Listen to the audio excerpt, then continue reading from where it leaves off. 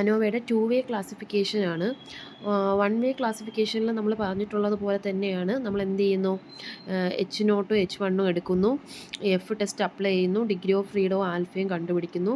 അവിടെ നമ്മൾ degree of freedom കണ്ടുപിടിക്കാനായിട്ട് K-1ഉം N-Kയും ആണ് എടുത്തതെങ്കിൽ ഇവിടെ നമ്മൾ എടുക്കുന്നത്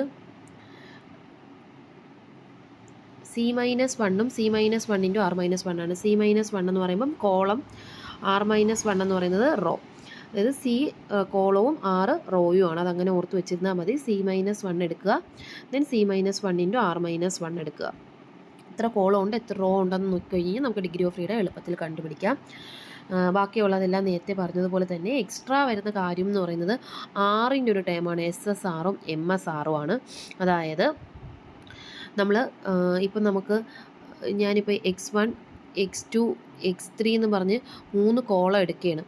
അങ്ങനെയാണെങ്കിൽ ഇതിന് ഞാൻ കോളം സം എടുക്കാനായിട്ട് സബ്മേഷൻ X1 നമ്മളിതെല്ലാം കൂടെ കൂട്ടി എഴുതൂലേ, സബ്മേഷൻ X1 അതൊന്ന് ഐഡൻറ്റിഫൈ ചെയ്യാൻ വേണ്ടി X1ൻ്റെ തന്നെ കോളം 1 ആണ്.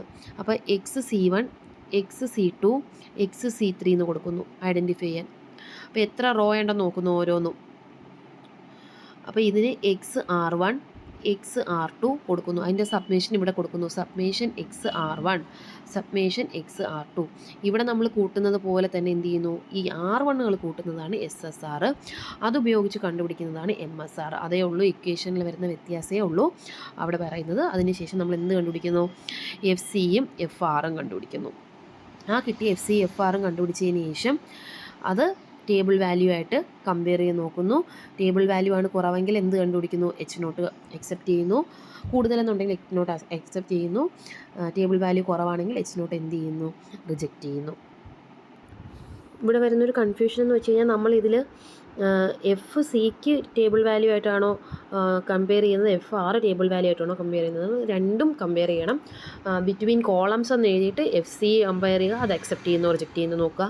ബിറ്റ്വീൻ റോസ് നോക്കുക, അത് ടേബിൾ വാല്യൂ ആയിട്ട് കമ്പയർ ചെയ്യുക, അക്സെപ്റ്റ് ചെയ്യുന്നു റിജക്റ്റ് ചെയ്യുന്നു നോക്കി കൺക്ലൂഷൻ എഴുതി വയ്ക്കുക. രണ്ട് കൺക്ലൂഷനായിട്ട് അങ്ങ് എഴുതി വെച്ചിരുന്നാൽ മതി.